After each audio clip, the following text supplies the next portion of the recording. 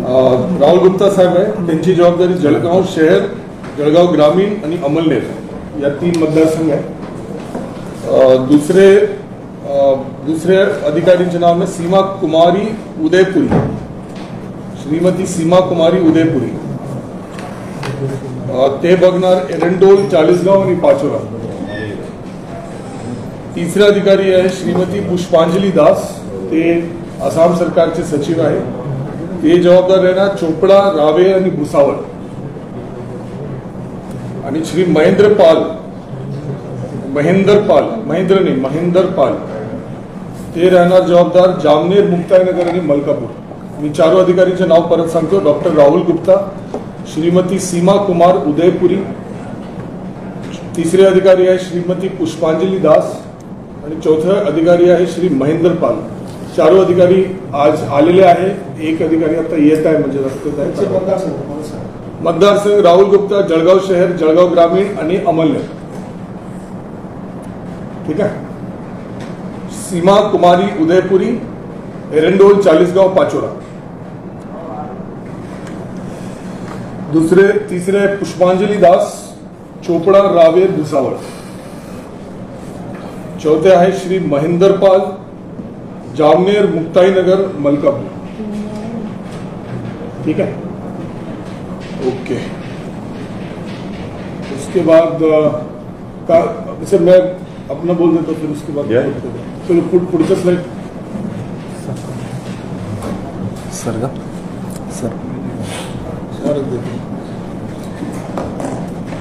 हा, हे आपले काउंटिंगचे राउंड्स आहेत, याची सगळेजण बघून घ्यावा. जळगाव पीसी बद्दल मी सांगतो, उसके बाद आदरणीय पिनाटे साहेब सांगणार रावेर बद्दल. जळगाव शहरामध्ये 359, जळगाव ग्रामीण 340, अमळनेर 320, एरंडोल 290, चाळीसगाव 341 आणि पाचोरा 332. प्रत्येक राऊंडमध्ये, एक राऊंडमध्ये 14 पोलिंग स्टेशन कव्हर होणार आहे. आणि चाळीसगावमध्ये जे एक पोलिंग स्टेशन आहे ज्यांच्या म्हणजे ये नाही आलेलं आहे, काय म्हणतो त्यांनी क्लिअर नाही केलं, जो मी आपल्याला आधी आणि सगळे कॅन्डिडेटला सांगितलं, ते आपण काउंटिंग मध्ये घेणार नाही. यदि म्हणजे त्या पोलिंग स्टेशनमध्ये असलेल्या मतदारपेक्षा कमी डिफरन्स असेल 1 आणि 2 नंबरमध्ये, तो त्याच्यासाठी एक अतिरिक्त राऊंड आपण त्या ठिकाणी फिर ऍड करणार आहे. परंतु ते अगर नसेल तर ते काउंटिंग मध्ये येणार नाही त्या संबंधित पोलिंग स्टेशन. तर असं करून आपल्याकडे 1982 आपल्याकडे टोटल पोलिंग स्टेशन आहे. त्यापैकी राऊंड जो आहे, म्हणजे तुम्ही वजा करा 14 से, तो कमाल येणार. तो किमान राऊंड आय थिंक आहे यहाँ पर एरंडोल मध्ये 21 राऊंड मध्ये पूर्ण होईल काउंटिंगची प्रक्रिया. बिकॉज 280 प्लस 1 शेवटच्या राऊंड मध्ये फक्त 10 टेबलचा वापर होणार आणि 26 राऊंड मध्ये पूर्ण होणार जळगाव शहर. तो एकूण राऊंड जो आहे 26 राहणार. रावेर बद्दल मी पिनाटे साहेबांना विनंती करतो. रावेरमध्ये 1904 मतदान केंद्र आहे आणि 4 मतदारसंघामध्ये 23 राऊंड्स आहेत. चोपडा, रावेर, भुसावळ आणि मुक्ताईनगर. आणि सगळ्यात कमी राऊंड आहेत मलकापूरमध्ये 22 आणि जामनेरमध्ये जास्त सर्वात 24. जळगावमध्ये हायेस्ट राऊंड 26 आहे आणि रावेरमध्ये हायेस्ट राऊंड 24 आहेत जामनेरमध्ये. ठीक आहे, चलो पुढे पुढे पुढे. अरे नेक्स्ट स्लाइड करा. ते एकच बॅक ते 14 टेबल जे आहेत, प्रत्येकाला 14 टेबलची व्यवस्था केलेली आहे. प्रत्येक एसी मध्ये 14 टेबल असतील काउंटिंगसाठी. ते मागच्या स्लाइड मध्ये दाखवलं. आणि एक टेबलवर स्टाफिंग पॅटर्न असा राहणार आहे. पुढे नेक्स्ट हा, तो एक टेबलवर 3 अधिकारी बसणार, 2 अधिकारीवर 1 सहाय्यक बसणार. सॉरी, तो एक अधिकारी राहणार जो मतमोजणी सुपरवायझर जो आपण म्हणतो, त्याबरोबर एक मायक्रो ऑब्झर्व्हर बसणार आणि त्याबरोबर एक काउंटिंग असिस्टंट बसणार. ठीक आहे, तो त्या 3 जण बसणार. काउंटिंग असिस्टंट जो कंट्रोल युनिट आहे ते आपल्या हातात धरून ते दाखवणार संबंधित एजंट्सला, आणि मायक्रो ऑब्झर्व्हर ॲज वेल ॲज आपला काउंटिंग सुपरवायझर दोनों त्याच्यामध्ये नोंद करणार. प्रत्येक कॅन्डिडेटला किती मत मिळाला, कॅन्डिडेट 1, उसके बाद मत कॅन्डिडेट 2, मत कॅन्डिडेट 3, असं करते ते मत त्या ठिकाणी दाखवतात. ठीक आहे, आणि त्या पद्धतीमध्ये ते त्या ठिकाणी बघणार की नेमकी किती मत मिळालेलं आहे. ही पूर्ण प्रक्रिया काउंटिंगची राहणार आहे. याच्यामध्ये काउंटिंगमध्ये बेसिकली 3 भाग आहे. मी आपलं परत सांगतो. एक भाग आहे तुमच्या पोस्टल बॅलेट आणि ETPBS ची काउंटिंग. ठीक आहे. त्याच्यामध्ये परत 2 विभिन्न प्रकार आहे. ETPBS मध्ये सर्वप्रथम स्कॅनिंग होणार. ETPBS स्कॅनिंग साठी 6 टेबल जळगाव, 4 टेबल रावेर. आणि एक बार स्कॅनिंग झाल्यानंतर आपण 13A, 13B, 13C. 13A असतो वो एन्व्हलप, 13B असतो डिक्लेरेशन आणि 13C असतो तो बॅलेट. बरोबर ना?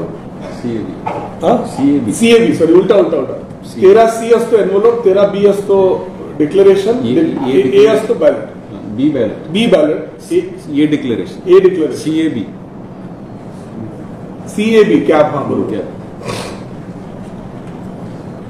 परत करून दाखव. CAB एन्व्हलप, सी म्हणजे आउटर कव्हर, एन्व्हलप म्हणजे पाकिट. आउटर कव्हर मध्ये दोन वस्तू असतील. एक आहे डिक्लेरेशन 13A आणि बी म्हणजे छोटं पाकिट, त्याच्यामध्ये बॅलेट पेपर असेल. डिक्लेरेशन करेक्ट असेल तरच आपण बी उघडणार. ठीक आहे. तो सबसे पहले उसमें होणार स्कॅनिंग नंतर CAB, 13C, 13A, 13B. ठीक आहे. आणि त्याच्यानंतर त्याची काउंटिंग आपला हे होणार 6 टेबल इकडे, 4 टेबल तिकडे. तो असं हे आपलं बॅलेट पेपर काउंटिंग. याच्यामध्ये ETPBS जो आहे इलेक्ट्रॉनिकली ट्रान्समिटेड पोस्टल बॅलेट, हे आहे आपले डिफेन्स पर्सनल साठी. त्याला आपण बाय म्हणजे ईमेल म्हणजे त्यांच्या इलेक्ट्रॉनिकली आपण त्यांच्या बॅलेट पेपर पाठवला होता. त्यांनी प्रिंट करून तिथून एक डायरेक्शन मध्ये पाठवलं. आणि दुसरे जो 2 प्रकारचे बॅलेट पेपर आहे, एक प्रकार आहे जो आपला होम वोटिंग मध्ये आपले गेले होते आणि दुसरा जो वोटर फॅसिलिटेशन डेस्क स्थापन करण्यात आली होती प्रत्येक ट्रेनिंग सेंटरला, इतर ठिकाणी. त्या वोटर फॅसिलिटेशन डेस्कवर लोकांनी जो मतदान केलं. आणि तिसरा प्रकार आहे की त्यांनी हे पाठवलं, आपलं बाय पोस्ट पाठवलं. बाय पोस्ट साठी शेवटचा क्षण आहे 7/59. 7:59 पर्यंत जेवढं आले म्हणजे 8 वाजेपर्यंत जेवढं आले त्याला आपण स्वीकारणार. 8 वाजता बरोबर बंद होणार बॅलेट पेपर घ्या. 4 तारीख जुलै, 4 तारीख जून 2024. ठीक आहे. ये झालं बॅलेट. और जो ईव्हीएम काउंटिंग आहे म्हणजे एक आहे ETPBS counting, scanning plus ballot paper उघडणं. दुसरा डायरेक्ट आपला बॅलेट पेपरवर. और तिसरा प्रकारचं काउंटिंग आहे जो ईव्हीएम काउंटिंग आहे, जो प्रत्येक ARO आपल्या मध्ये करणार. 14 टेबल्स प्रत्येक समोर राहणार आणि 2 अतिरिक्त टेबल आहे, एक IT चं टेबल आणि एक टॅलीचं टेबल. आणि प्रत्येक टेबलवर ऍक्च्युली 3 लोक आहेत. तो 14 × 3 झालं किती? 42 × 6 254. 252 252 252 जण झालं. एवढं लोक आपलं ईव्हीएमच्या काउंटिंग प्रक्रियेमध्ये आहे. 252 प्लस 3 × म्हणजे 4 4 4 8 म्हणजे उसका प्रत्येक टेबल 3 है प्लस टैलिंग साठी 3 बाद इसके लिए 3 और उसके आरओ बरोबर 3 ARO बरोबर 3 तो 3 ची फॉर्म्युला आहे प्रत्येक टेबलवर. तो असं अगर आपण टोटली केलं तो आपल्याकडे आणि प्लस प्रत्येक एजंटला प्रत्येक कॅन्डिडेटला प्रत्येक टेबलसाठी एक एजंट नेमता येतो. सब मिला के जवळपास 3000 पेक्षा जास्त लोकांना एंट्री कार्ड वगैरे आदरणीय SP साहेब तपासून आतमध्ये पाठवतात. एवढे लोक राहणार किमान 3000 दोनों मतदारसंघ. फार मोठा आहे. उसको सोडून पत्रकार आहे, उसको सोडून कामगार आहे. तो चांगला म्हणजे मोठी गर्दी त्या ठिकाणी राहतो. ठीक आहे.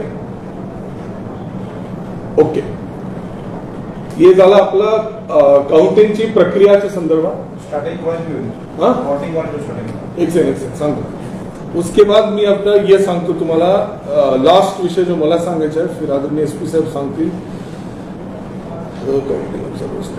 एक सेकंड. आपल्याकडे टोटली 14 रिपोर्ट आपल्याला भारत निवडणूक आयोगाला पाठवायचे आहे.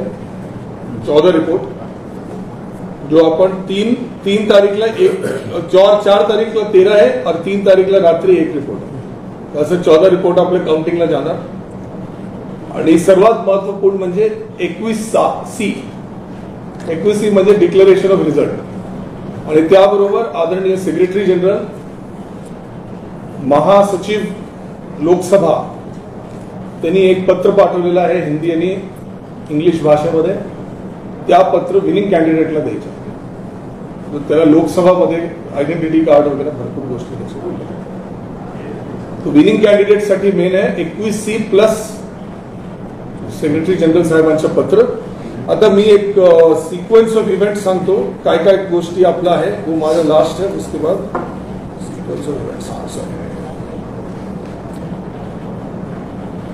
ठीक आहे. तो सिक्वेन्स ऑफ इव्हेंट सुरू होतो 3 तारीखला.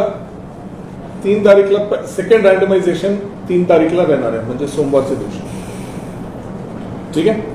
सेकंड रँडमायझेशन झाल्यानंतर पहिल्या रँडमायझेशन मध्ये स्टाफ आपण ऑलरेडी घेतलाय. सेकंड रँडमायझेशन म्हणजे एकूण किती स्टाफ ऍक्च्युअली ड्युटीवर लागणार आहे त्याची एक प्रशिक्षण राहणार आणि ड्रिल आपण घेणार. ठीक आहे. ते 3 तारीख म्हणजे उद्या पूर्ण होऊन जाईल. ठीक आहे. डमी रन वगैरे आपण करून घेणार. ABCD कॅन्डिडेट्स जोडून आपण डमी रन पूर्णतः करून घेणार. अब सुरू होतं 4 तारीखला. असा प्रक्रिया आहे. सकाळी 5 वाजता आपला ये राहणार आहे थर्ड रँडमायझेशन. कौन से टेबलवर कोण बसणार. थँक्यू. कौन से टेबलवर कोण बसणार. कौन से टेबलवर कोण बसणार या ठरवण्यासाठी थर्ड रँडमायझेशन सकाळी 5 वाजता 4 वाजता सकाळी 5 वाजता 4 तारीखला सकाळी 5 वाजता सुरू होणार. ठीक आहे. ही एक प्रक्रिया 6 वाजेपर्यंत पूर्ण आपण करणार. सगळे कॅन्डिडेट अथवा त्यांचे एजंटला सकाळी 6:30 वाजता आपण एंट्रीसाठी बोलवलेलं आहे. 6:30 पासून आपण एंट्री देणं सुरू करणार. कॅन्डिडेट्स आल्यानंतर 7:30 वाजता ते 7:45 7:30 वाजता आपण गेट उघडणं सुरू करणार आहे. सगळे 7:30 चलो 7 वाजता सुरू करणार. 7:45 पर्यंत आपलं पूर्ण करायचं. बरेच गेट उघडायचे. आपल्याकडे 2 लॉक पर गेट अपेक्षित होता. आपण 6 लॉक पर गेट लावून टाकले. 6 लॉक पर गेट. एक और गोष्टी सांगतो. माझ्याकडे कधी कधी सडनली 2-3 पत्रकारांचा फोन येतो की म्हणजे सीसीटीव्ही बंद पडलं. इसका तुम्ही अजिबात काळजी करू नका. 2 पॅरलल सेट सीसीटीव्ही लावून घेतलेला और एक व्हिडिओग्राफर पॅरलली लावून घेतला. ठीक आहे. तो 12 कॅमेरा की जगह 36 लावून टाकलेला. 36. ठीक आहे. 7:45 पर्यंत सगळे स्ट्रॉंग रूम आपण उघडून घेणार. एक और गोष्टी जो मला करावं लागेल आणि माझे 2 डेझिग्नेटेड AROला करावं लागेल आणि पिनाटे साहेबांना करावं लागेल. आपले चाबी जो आहे ते आपले ट्रेजरीला आहे.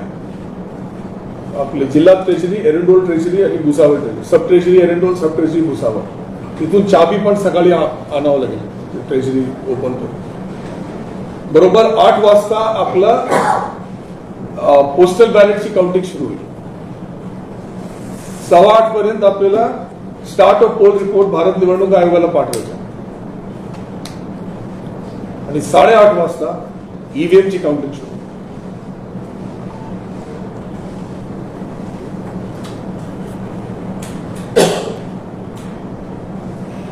ओके.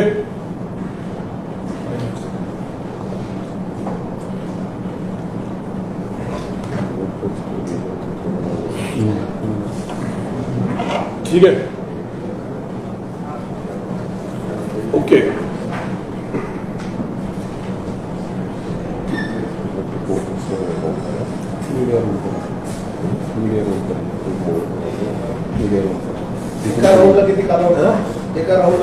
एका राउंडला साधारण 20 से 30 मिनिट लागतो.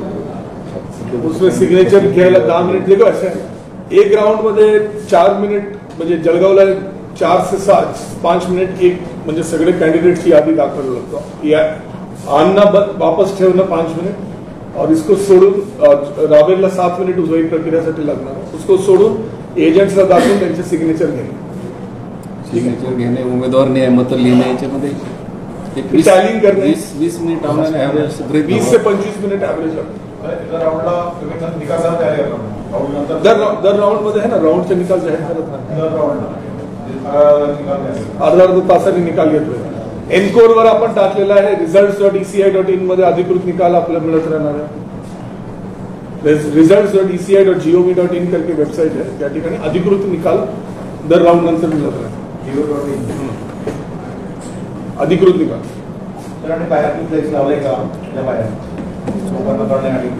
वो आपलं डिजिटल बोर्ड वगैरे लावलं ना प्रेस रूम नाही, प्रेस रूमला नाही, बाहेर ऑनलाईन आपोआप दिसतो ना. माईक आपल्याकडे तिथे व्यवस्था करू आपण मीडिया रूमपर्यंत नाही, तिथं काही लाभ हे व्यवस्था करू आपण. साऊंड सिस्टीम आहे, साऊंड सिस्टीम बाहेर एक डिस्प्ले लावला होता ते सगळं बाहेर करायचं ते काय ठीक आहे, वो टाकून देऊ कोई बात नाही. सीसीटीव्हीचा हे केलेला होता म्हणजे गर्दी एक ठिकाणी टाळण्यासाठी वो मी बघतो करायचं करून टाकू. एकदम बाहेर एकदम रोडावर तिकडे ठिकाणी एकदम रोडावर लावा लोक तिकडे बघ. निकाल किती पूर्ण होईल असं काउंटिंग देखो अच्छा, काउंटिंग झाल्यानंतर आपलं जो पुढच्या लास्ट प्रोसेस आहे 5 मान्य सर्वोच्च न्यायालयाच्या डायरेक्शन प्रमाणे रॅन्डमली सिलेक्ट केलेल्या 5 व्हीव्हीपॅटची आपल्याला व्हेरिफिकेशन करायचं आहे. त्याच्यामध्ये जरासा वेळ लागतो. 5 और उसके बाद फाइनली डिक्लेरेशन ऑफ रिजल्ट.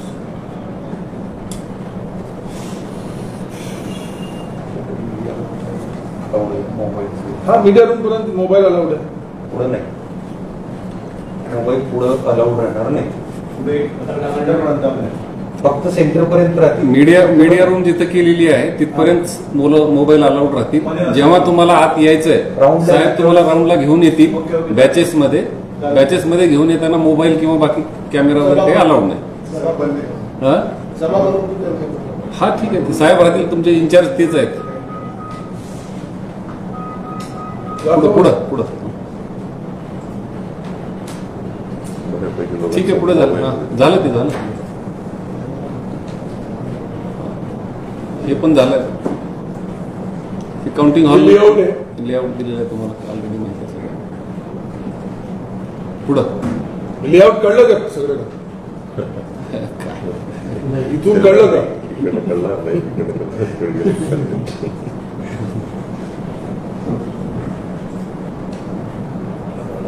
रावेरमध्ये जरा एजंट्सची संख्या जास्त असल्यामुळे त्यांची जागा जरासा जास्त आहे. टेबलसाठी जागा हलकासा कमी.